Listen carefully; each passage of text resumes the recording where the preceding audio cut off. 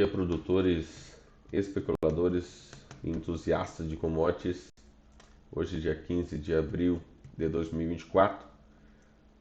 Vamos conversar aqui sobre esse mercado que está bastante agitado. Na sexta-feira tivemos uma forte movimentação nas principais commodities. No sábado aí, notícias de guerra, o que traz bastante inquietação, tá? Então, vamos começar aqui pela soja, né? Depois ir destrinchando cada uma das commodities que a gente conversa, tá bem? Na semana passada, soja fechou a terceira semana consecutiva de baixa.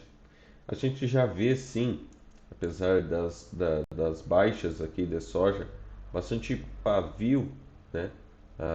Na parte inferior dos candles. O que vem a ser isso aqui, Thiago?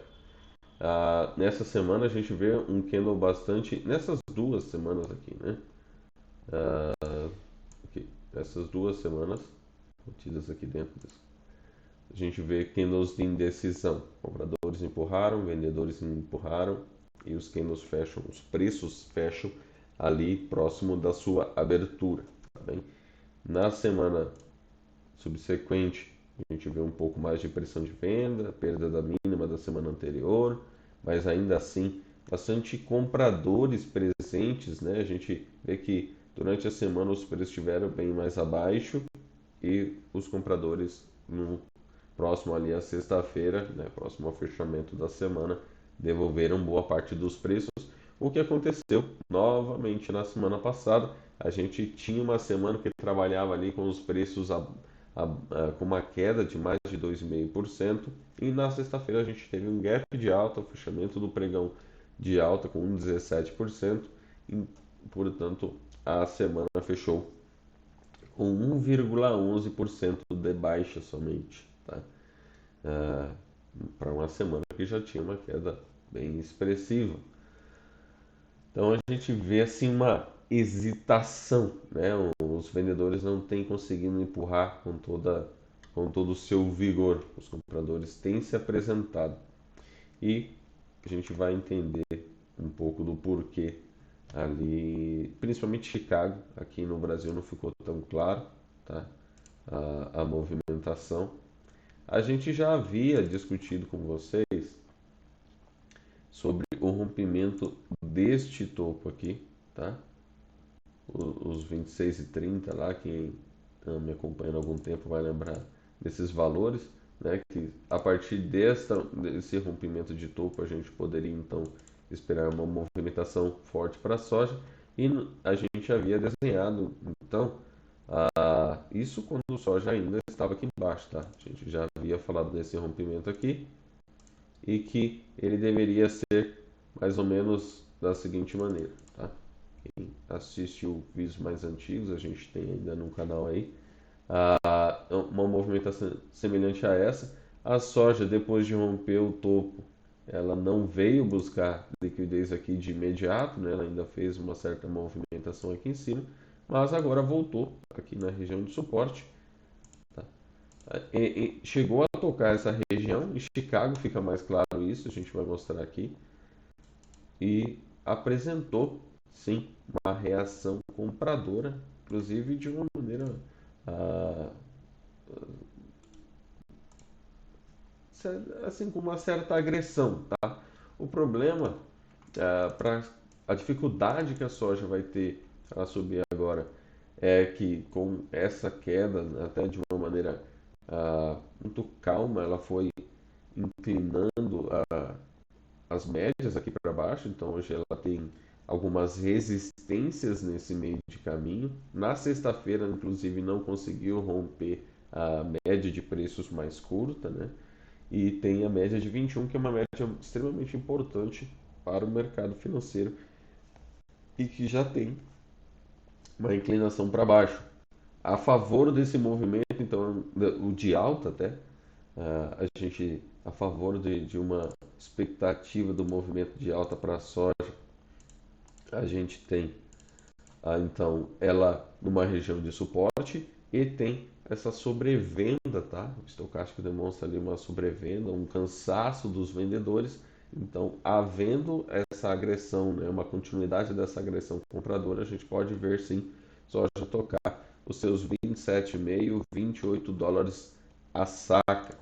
A gente vê isso de uma maneira mais clara aqui em Chicago, tá?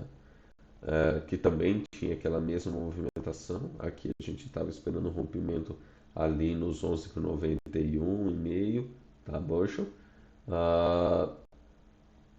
A soja vem e toca essa região de suporte que a gente já tem desenhado há algum tempo e também tem aquele cansaço dos vendedores, tá? Mas da mesma forma, as duas médias vêm de encontro, né? Vêm inclinadas para baixo, o que dificulta aí a alta da soja. Vai precisar de forte agressão compradora. Soja que ainda hoje, tá? Chicago ele já aberto, né? Mas ainda sem todo o seu volume, sem o seu vigor, não rompeu ainda a máxima desse candle. Precisaria então do rompimento e uma agressão bem forte para que ele consiga superar essa barreira, que são essas resistências, e aí sim caminho livre para chegar ali aos seus 12,63, 12,64 bushels. Inclusive, essa média deve vir de encontro, é a média mais importante de todo o mercado financeiro, que é a média de 200. Então, nessa região vai haver assim uma fortíssima resistência para a soja, mas ao mesmo tempo, superando essas duas resistências, ela funciona como um imã, tá? Então, a gente tem uma esperança de ver soja aí no curto prazo, nos 27,5, 28 dólares a saca, tá bem? A curto prazo, a gente fala aí de mais ou menos 4, 5 semanas, se ela apresentar agressão agora, tá? Porque como está numa região de compra, se os compradores não se apresentarem, tem uma grande chance de soja lateralizar aqui abaixo, os vendedores descansarem, então ela romper o fundo e buscar o próximo suporte lá em 21 dólares a saca, tá bem? Para soja é isso. Nós vamos falar nos próximos vídeos aí, vamos discutir sobre o dólar, tá? E as outras commodities. Houve algumas questões levantadas neste final de semana por conta da guerra, mas qualquer expectativa baseado num tipo de notícia de alto impacto desse é mera especulação. O que a gente pode fazer são proteções baseadas em suporte e resistência na movimentação do preço, tá? Se houver hoje na abertura às 9 da manhã, onde vai entrar até o volume de Chicago, algo muito diferente do que a gente havia esperado, às vezes um gap muito forte de alta, um gap muito forte de baixa, em qualquer uma das commodities, inclusive no dólar, a gente grava um vídeo para atualizá-los e demonstrar então a partir daquele movimento quais seriam as próximas regiões importantes, né, e os movimentos esperados dessas commodities, tá bem? Um grande abraço a todos e até semana que vem, se Deus quiser.